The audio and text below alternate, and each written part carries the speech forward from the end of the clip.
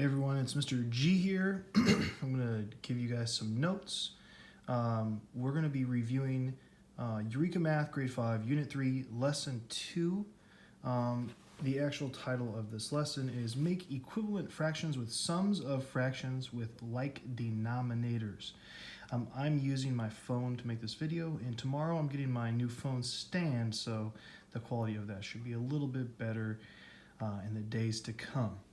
Okay, so essentially we're going to have three different sections in our worksheets, and we've already done all of this stuff before, so if these problems look familiar, that's why. But basically what they're going to show you, what I'm going to show you, is how to solve these three sections in our problem set. Okay. All right, so the first kind of problems you guys will encounter are pretty simple. For example, let's say we have 2 sixths plus 3 sixths. So basically we have a fraction, 2 parts of 6 total and 3 parts of 6 total. When we add fractions together, when the denominator is the same, the denominator remains the same. Okay, and we just add the 2 top parts. So now we have 5 parts out of 6. You can't reduce that, you can't simplify it, it should remain the same. Okay? Now, another type of problem that's very similar to this might be, let's say, 1/4 plus 1/4 plus 1/4 plus 1/4. Okay, and just like the last one, the denominator is the same for all of those, so it remains the same in our answer as fourths. And we have 1, 2, 3, 4 fourths here. Now, I think, hopefully, you should know that if you have all of the parts of the denominator, 4 out of 4, that equals 1 whole. Okay, pretty easy. One other thing you might see in here would be something like this. Let's say 2 times 1/3 plus 1/3. Okay, that may be confusing, but all I'm saying is that there's 2 groups of 1/3 here. So this would be the same as this, 1/3 plus 1/3 plus 1/3. Okay, so basically, you put a parentheses around those, bring those down, bring it down here, and that should give you 3/3. Again, the denominator is the same, so you don't have to change it. And 3/3 is equal to 1 total. So these are the 3 kinds of problems you'll see in the first section of that problem set. In the next section. Okay, so this was the first section. The second section says, express each fraction as the sum of 2 or 3 equal fraction parts. Rewrite as a multiplication equation. Then it says to write in a number line, but we're going to skip that part for now. All right, so those those instructions seem a little tricky, but in reality they're not too hard. So the first one says express each fraction as the sum of 2 or 3 equal fraction parts. Okay, what that means is what we're going to be doing is looking at this 8 and seeing how I could break this into 2 or 3 equal parts. I know that 8 is divided by 2 easily, so I could say 8 divided by 2 is 4. So I'm going to go down here and say like this, 4 and 4. And again, you're probably wondering, like, what? Where do these 4s come from? That's this 8 up here. And they're both over 9.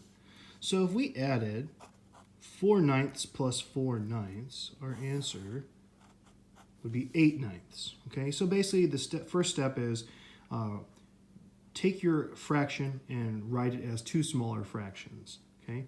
Then the second part says to write it as a multiplication sentence. And kind of like what we did up here for number 3, we're going to do for this down here.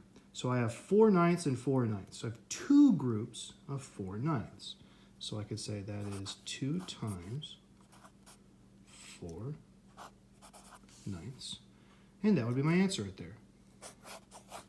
Okay? It's pretty easy. All right. This next one's a little trickier. 22 fourths. Okay, so I know that this is an improper fraction We have the numerator way larger than the denominator. So I need to look at 22 and I think, okay, how can I divide this into 2 or 3 equal parts? Okay, well, what I could do is 22, I could divide that by 2 and get 11.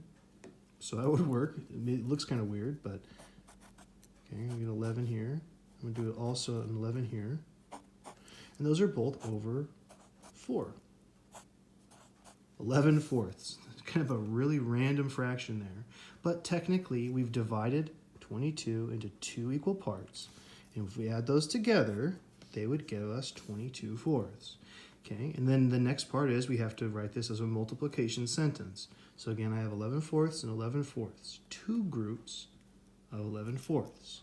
So you could rewrite this all as 2 times 11 fourths. And there's your answer. So the problems in section 2 should look like that. You may have improper fractions like this, but you may have normal fractions like this here. Okay, so again, break them down into smaller groups and then rewrite it as a multiplication sentence. Or not a sentence. Okay, section 3 says express each of the following as the sum of a whole number and a fraction. It then gives a little bit further instructions, but as far as what we need to do and what we need to be able to show, what I'm doing is going to be about as much as you need to do. Okay, so again, we need to take 8 fifths, we need to turn it into the sum of a whole number and a fraction. Okay, so ladies and gentlemen, what we need to really focus on first is this 5 here. If we have 5 pieces of 5, we have one whole thing. But instead, we have 8 pieces of 5. So we have more than one total whole number.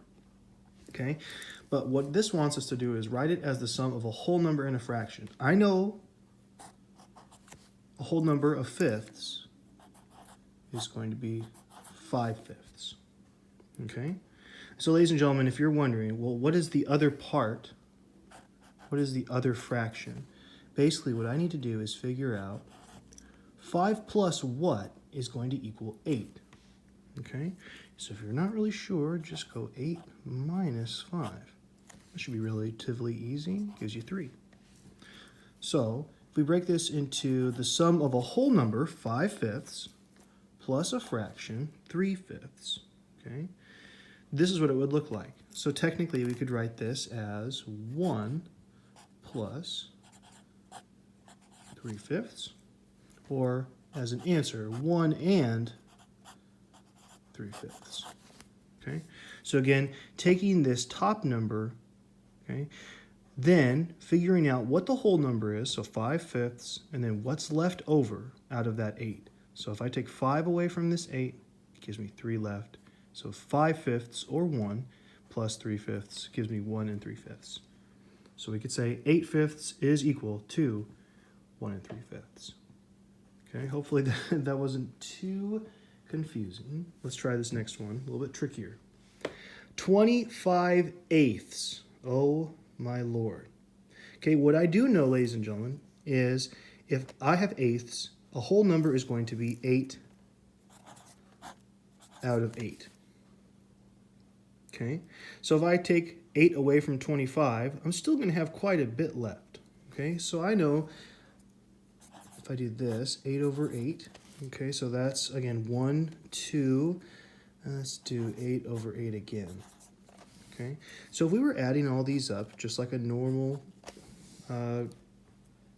problem, this would be 8 plus 8 plus 8, all over 8. So 8 times 3, 1, 2, 3, is 24.